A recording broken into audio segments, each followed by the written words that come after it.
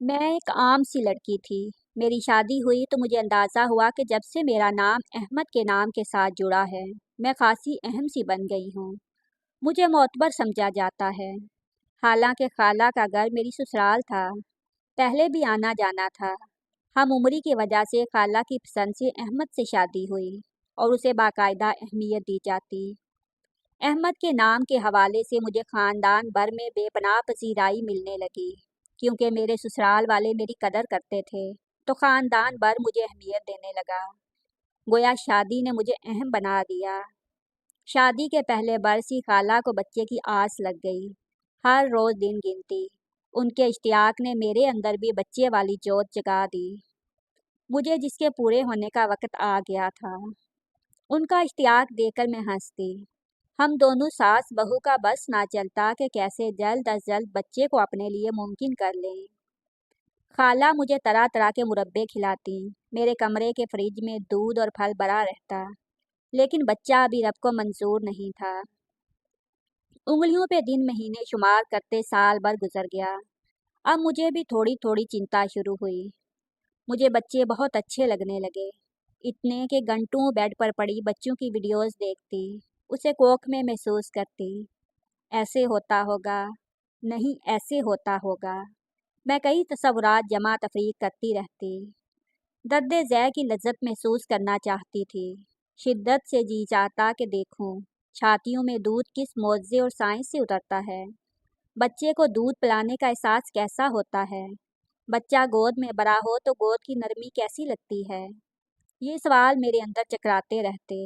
جنون میں جی چاہتا کوئی بھی راہ چلتا بچہ پکڑ کے گود میں بھر لوں، اس کی نرمی گرمی کو محسوس کروں، چٹ پٹ اس کے ریشمی گلابی گال چوم چوم کے اور چاٹ چاٹ کے اپنی پیاس بجھاؤں۔ میرے ہمکتے دل کو کچھ قرار آئے۔ میں شدت جوش سے اٹھ کے بیٹھ جاتی اور اپنی خالی کوکھ پیٹ ڈالتی، کب آئے گا میرا بچہ؟ گھر میں اور بھی بہت سے کام تھے، موسم آتے جاتے تھے، خاندان برادری میں خوشیاں غمیاں بھی ہوتی رہتی تھیں۔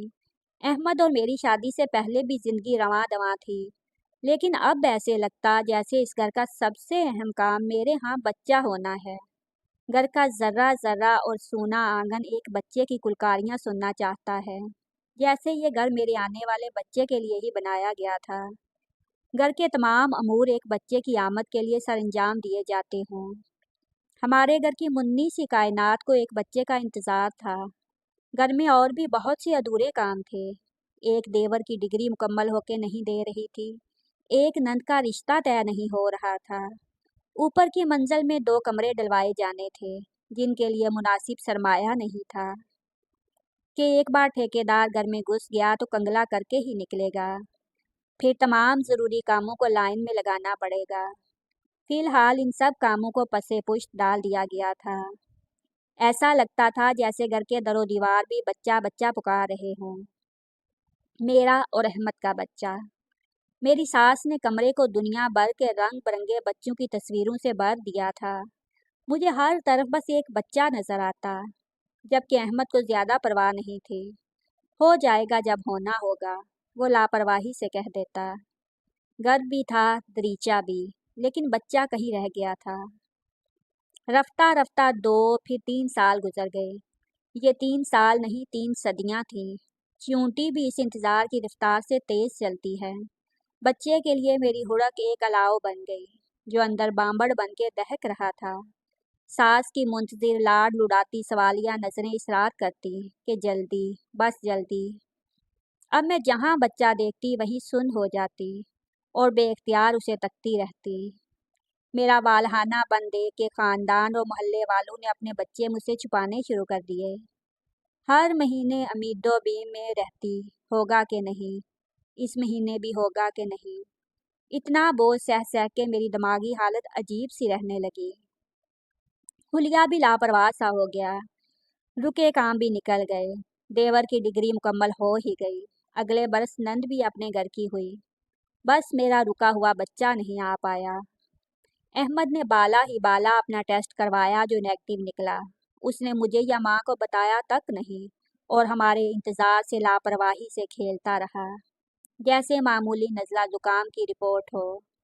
एक दिन अचानक सर्दी के कपड़े निकालते अलमारी के ऊपरी खाने से मेरे हाथ वो रिपोर्ट लग गई। नेगेटिव रिपोर्ट देख के मुझे झटका सा लगा। मैंने आंखें मल मल के रिपोर्ट को देखा। शायद गलती लग रही हो और अहमद के आगे रिपोर्ट रख के तसल्ली चाही। उसने सर झुका के चुपचाप अपनी नाअहली की मोहर सबत कर दी। अपनी इस दवाजी जिंदगी में मुझे कभी कहीं कमी नहीं महसूस हुई थी। फिर ये रिपोर्ट किस कमी का ऐलान थी? तुम दोबारा टेस्ट करवाओ अहमद। अब कि हम दोनों गए और जिद करके अपना भी टेस्ट करवा लिया। रिपोर्ट आने पर मुझ पे पहाड़ गिरा। कमी हम दोनों में निकल आई थी। मैं टूट के रेजा रेजा होके बिखर जाना चाहती थी। अपना आप हवा से भी हल्का लग रहा था। लेकिन अहमद ने मुझे संभाल लिया। उसका सब्र देखकर मुझे भी करार सा आने लगा। कहीं अंदर दूर एक पोशीदा सी कमी रब की तरफ से ही रख दी गई थी। हम इस एक कमी के साथ ही इतने बड़े हुए थे। पढ़े लिखे थे, दुनियादारी के और बहुत से काम करते थे, बेहतरीन तरबियत याफ्ता थे, एक दूसरे का ख्याल कीमती असासे की तरह रखते थे। अहमद वालदैन का फर्माविदार बेटा था। छोटे बहन भाई और मेरी डाल बन जाता था। मुआशरे में इज्जत थी। मेरे वालदैन के घर में अहमद की मिसालें दी जाती थीं। गुजरे बरसों में कई बार उसने कहा था कि मेरी ज़िंदगी में आके तुमने मुझे मुकम्मल कर दिया है। फिर ये कौन सी अधूरेपन की रिपोर्ट थी? मैं डर सी गई। हफ्ता लगा मुझे शाख से निकलने में। मेरे अंदर एक डेढ़ बुन लगी थी। अहमद अहम है या बच्चा? अहमद अपनी तमाम तर खूबियों और एक खामी समेत मेरे सामने था।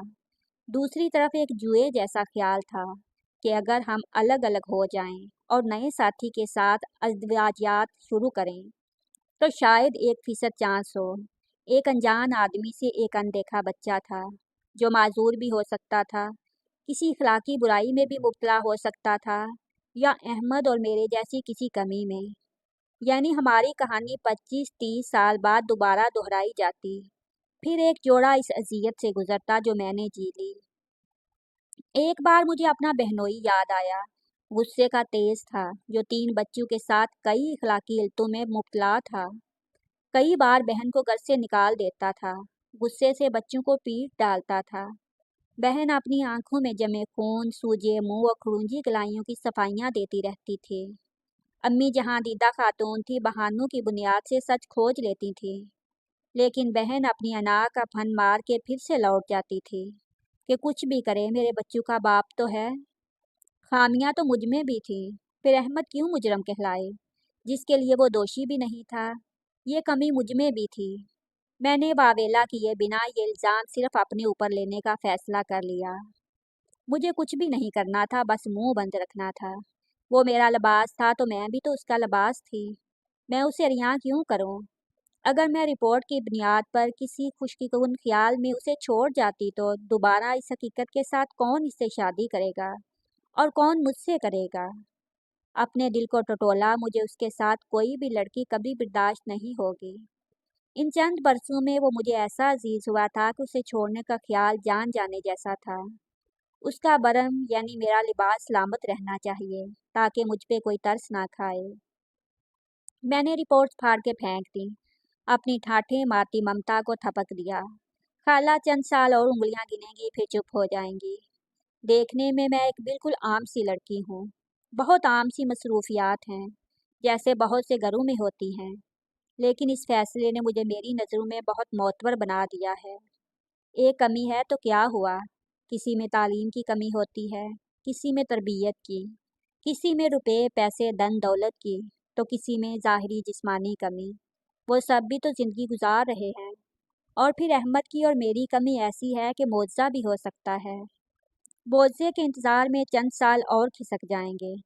बच्चे के लिए हमारी तड़प कम हो जाए, पूछने वालों को भी सब्र आ जाएगा, और मेरे रब ने अपने यहाँ मेरी इस महरूमी का कोई बड़ा अजर तो रखा ही होगा। मैं अहमद को कभी नहीं छोड़ सकती, गलत है या दुरुस्त, यही मेरा आखिरी फैसला है। मज़ीद अच्छी वीडियोस के लिए हमारे चैनल को सब्सक्राइब कीजिए। शुक्रिया।